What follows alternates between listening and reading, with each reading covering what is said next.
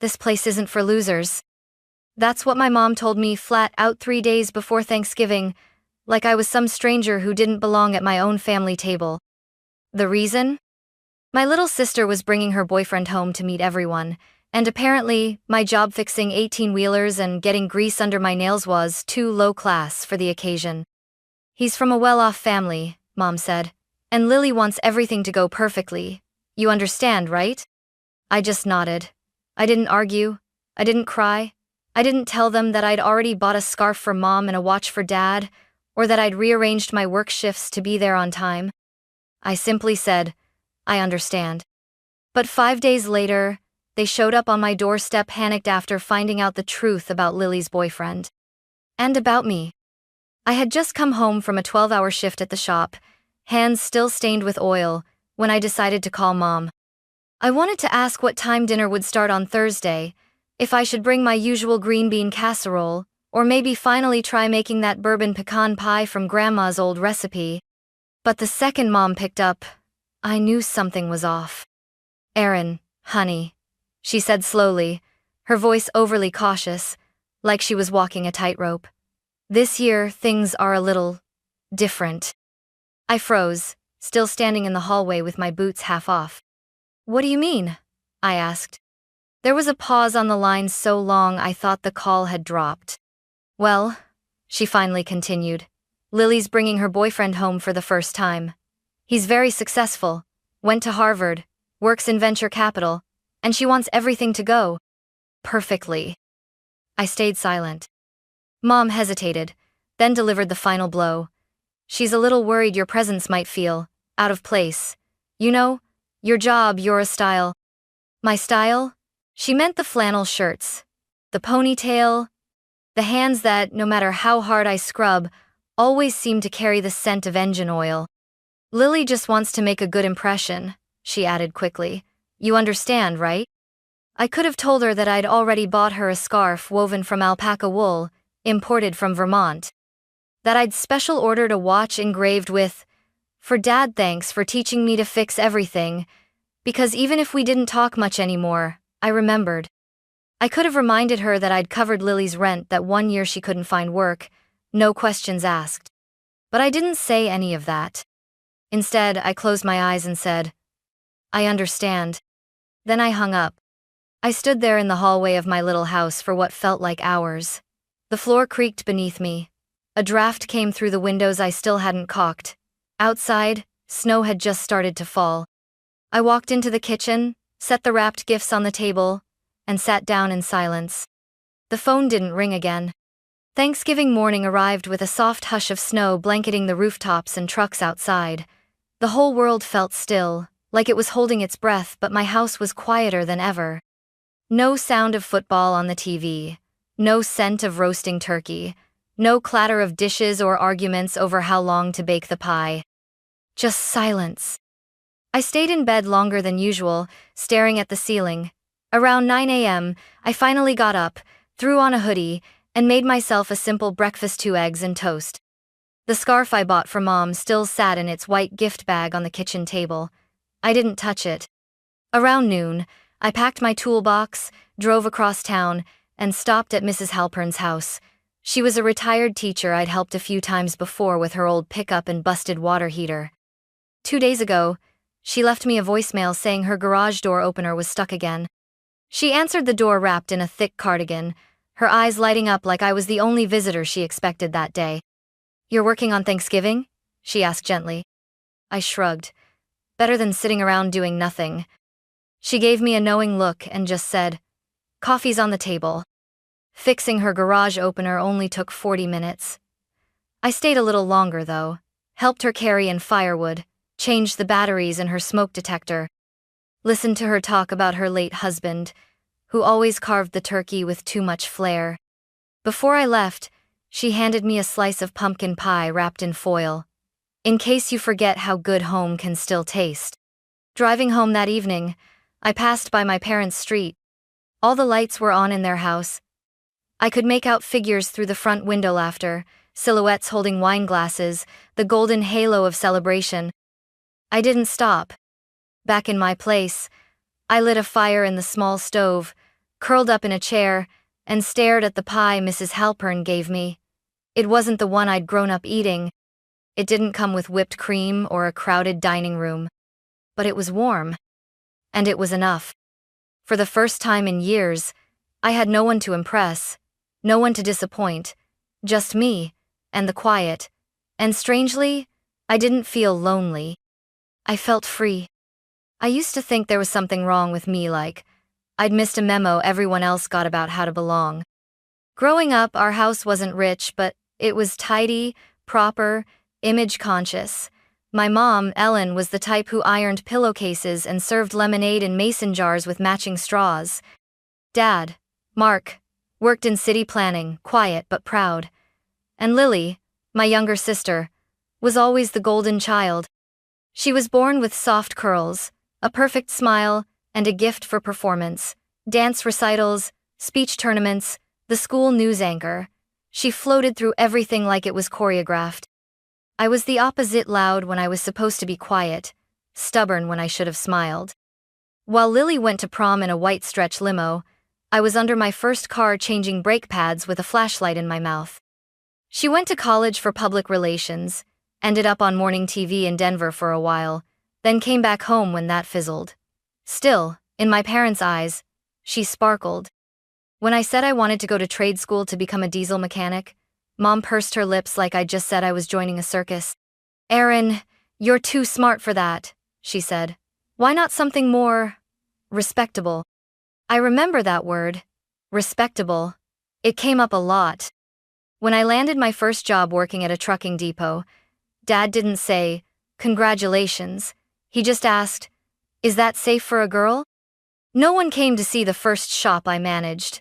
No one asked how many certifications I earned, or how many trucks I'd rebuilt from the chassis up. But they watched Lily's news clips on repeat, sent her social media posts around the family group chat with emojis and hearts. I never resented her for it, not really. She just fit into the world they wanted to see. I didn't.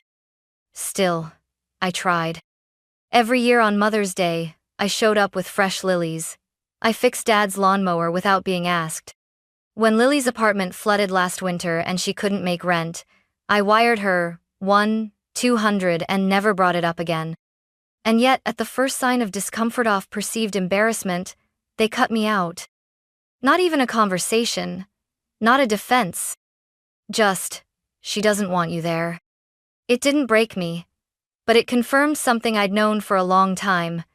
I was family by birth, not by belonging. So I stopped waiting for a seat at their table and started building my own. People see the oil stains on my overalls and assume that's the whole story. But there's more under the hood than anyone knows. It started when I was 22. I had just finished my second year working at the depot, living paycheck to paycheck and wondering if this was all life had in store. One night, while replacing a radiator on an old Kenworth, the shop radio was playing some late-night finance podcast, something about compound interest and index funds. I didn't understand a word of it, but it stuck with me. Later that week, I wandered into the public library and picked up a book called The Simple Path to Wealth. I read it cover to cover in 2 days. Then I read 5 more. I opened my first brokerage account at 23 with just $700. I skipped new boots that winter to put $300 more into a Vanguard index fund. The next month, I bought 1 share of a freight company I'd worked with. It felt like claiming a piece of the world that used to ignore me. The habit grew. I started waking up at 5 a.m. to read finance blogs before my shift. I tracked dividends, reinvested everything. I picked up side jobs on the weekends, not for spending money, but for investing. I bought my house at 28. It was a wreck, peeling paint, cracked pipes, broken furnace. But I fixed every inch myself. Every dollar I saved on contractors went straight into my portfolio. I never talked about it. Not because I was ashamed, but because I knew what would happen the second the numbers came out. The story would change who I was, but how they looked at me. So I kept my net worth private. Not even my best friend Jada knew the full amount. As of last month, my investment account passed $1.3 million. It doesn't make me special. I'm not flashy. I still buy my tools secondhand and wear the same jacket I had 5 years ago. My pickup has 220, 0 miles on it and no interest in quitting. But what I've built? I built on my own, quietly, brick by brick. Sometimes, I wonder if I kept it a secret out of pride or protection.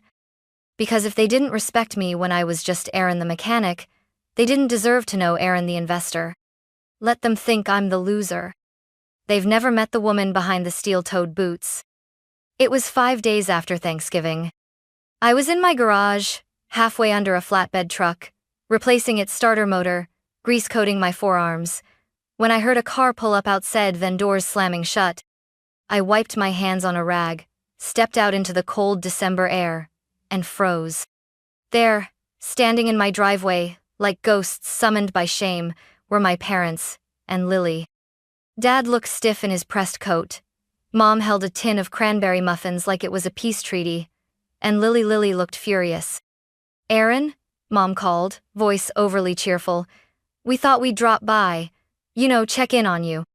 I crossed my arms and leaned against the garage door frame. "Check in? After kicking me out of Thanksgiving?" Lily stepped forward, eyes blazing. "You should have told me, Erin." I blinked. "Told you what?" "That Evan used to work for you." I stared at her, stunned. Evan? Her boyfriend? The one I wasn't allowed to meet because I was too blue-collar? "I didn't know it was the same Evan until yesterday," she snapped. "He came over for dinner again. My nail polish chipped, and I joked about it being from peeling shipping label sand. He laughed and said, 'You'd never survive a shift with your sister.'" My chest tightened. "He told us everything," she continued, arms crossed. "About how you gave him his first real shot in the shop. How you trained him from scratch. How you stopped your boss from firing him after he totaled that client's axle. He said he wouldn't even have a career without you." Mom's face was pale now. Dad rubbed the back of his neck. "Then," Lily said, voice trembling, "he told us about your investments. About how you taught him the difference between gambling on meme stocks and building long-term wealth. How you showed him your spreadsheets, Erin." She was shouting now. "He said you have over $1 million tucked away, and you never told any of us?" I let the silence hang in the air, like the fog of engine smoke. "No," I said finally. "I didn't." Mom stepped forward, voice small. "We had no idea, honey." I looked at her, then at Lily. Would it have mattered? Would I have been invited if Evan hadn't said something? They didn't answer. Dad cleared his throat. "It's not about the money, Erin." I laughed. "Isn't it?" Lily's eyes shimmered not with tears, but humiliation. "You made me look stupid in front of him." That cut deeper than I expected. "I didn't make you do anything," I said flatly. "You chose to be ashamed of me before you even knew me." Mom looked down at the tin in her hands, then back up. "We came to apologize, and we wanted to talk." She glanced nervously at Lily. "Evan's starting a business, something with auto parts distribution. He thinks you two should meet again. Maybe work together. Combine your strengths." There it was, the shift, the real reason. Not guilt, not love. Opportunity. I exhaled sharply and stepped back into the garage. "You came to apologize," I said, "but you brought a pitch." Lily's face hardened. "It's called building something, Erin. You should understand that." "I do," I said. "That's why I built it without you." Then I turned, walked inside, and left them standing in the cold. I didn't sleep much that night. Even after they left, the tension hung in the air like burnt rubber. I sat at my kitchen table, the tin of cranberry muffins untouched. Outside, the frost began to gather on the windows. Around 10 a.m. the next morning, my phone buzzed. Lily. I almost let it ring out, but curiosity won. "Hey," she said softly when I answered. "Look, yesterday was a mess, but I want to start over." I stayed quiet. "I talked to Evan," she continued, "and he really thinks this business idea could work with you on board." "Because of my money," I said flatly. "Because of your experience," she corrected quickly. "And sure, okay, the capital helps too. But he respects you, Erin. He sees what I didn't. There was a pause. I know we've never been close, she said. But maybe this is a chance to change that. To build something, as sisters. Something in me tightened. For years, I'd wished Lily would see me. Not as the messy, grease-streaked disappointment, but as someone with worth. And now, she was offering me inclusion. A seat at the table I'd been locked out of. But only now. Only after the truth came out. Lily, I said slowly, do you even know what I do each day? She hesitated. You fix trucks. I diagnose electrical failures in vehicles weighing over 10 tons. I recalibrate diesel emission systems. I manage a crew of 7, and I still crawl under rigs myself when it matters. Silence. I've built something, I continued, voice low. Not just a portfolio. A life. A business. A home. I know, she whispered. That's why this matters. I stood by the window, looking out over the snow-covered yard. If I had said yes yesterday before you knew about Evan, before the money, would I have been welcome at Thanksgiving? No, she admitted. I was embarrassed. And now? She didn't answer. Let me be clear, I said, voice sharper. I'm not interested in buying my way into acceptance. If you want to rebuild something real with me, it won't start with a business deal. Erin, she said, frustrated, don't throw away an opportunity because of pride. This isn't pride, I replied. This is boundaries. Then I ended the call. For a long time, I stood in the stillness, listening to the hum of the old fridge and the creak of the furnace warming up again. I wasn't angry. I wasn't even sad anymore. Just done. And that, somehow, felt like peace. 2 days after Lily's call, Mom and Dad showed up again. No warning, just the crunch of tires on snow and the sound of knuckles on my front door. I opened it slowly, wiping grease off my hands with a shop towel. Mom was bundled in her red wool coat. Dad held his hands in his jacket pockets, rocking on his heels like he didn't want to be there. Hi, sweetheart, Mom said softly. Can we come in? I let them in. Not because I was ready, but because I was finally ready to finish it. We sat in the living room. Same old couch, same lamp with the crooked shade. The scarf I bought her still sat in its untouched gift bag on the table.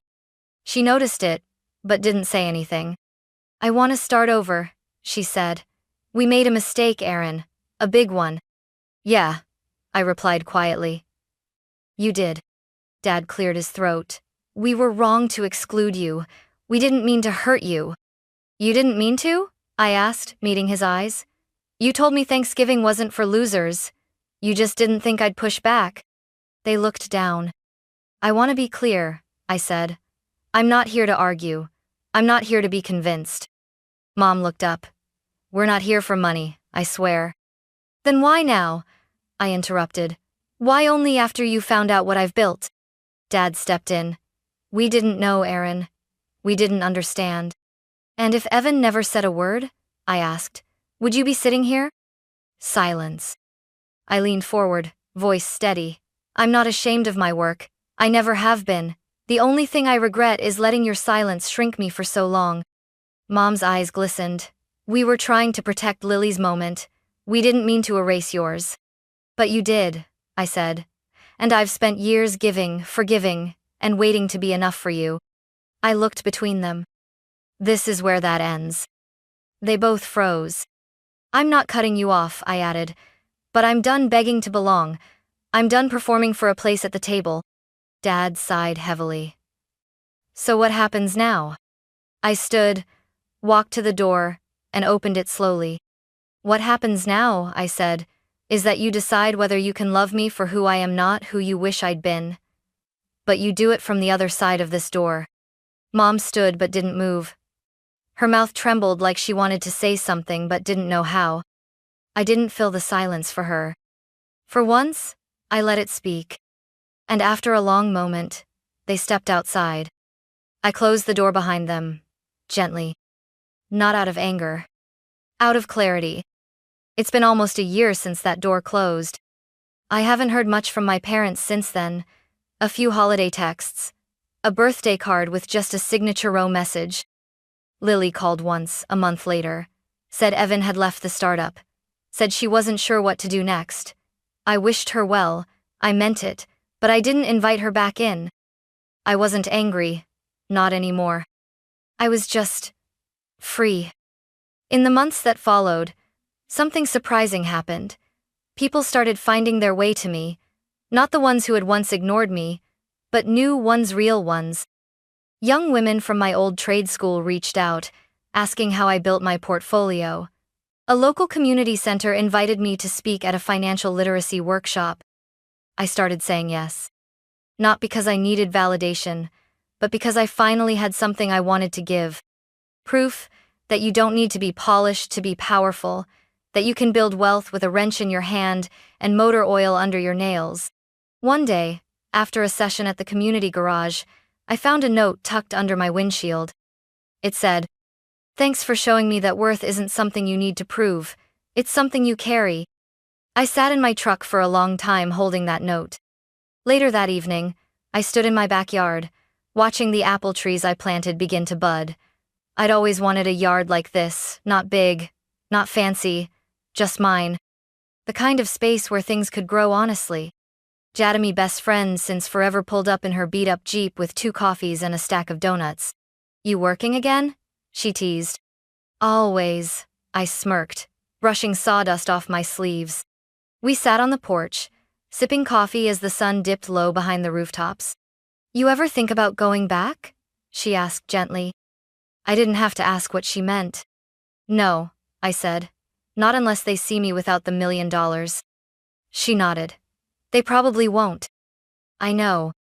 I looked at her, this person who never once made me feel small, who saw me in overalls and steel-toed boots and thought, "That's strength, not that's failure." "You know what?" I said, smiling. "I finally feel like I'm not trying to fix the wrong engine anymore." Jada laughed, tossing a donut hole in my direction. That's the most mechanic way I've ever heard someone say, "I found peace." But she wasn't wrong. I wasn't fixing them anymore. I was building me. Not the version my parents wanted, or the one Lily could parade around, but the kind that could sleep easy at night, the kind who chose integrity over invitation.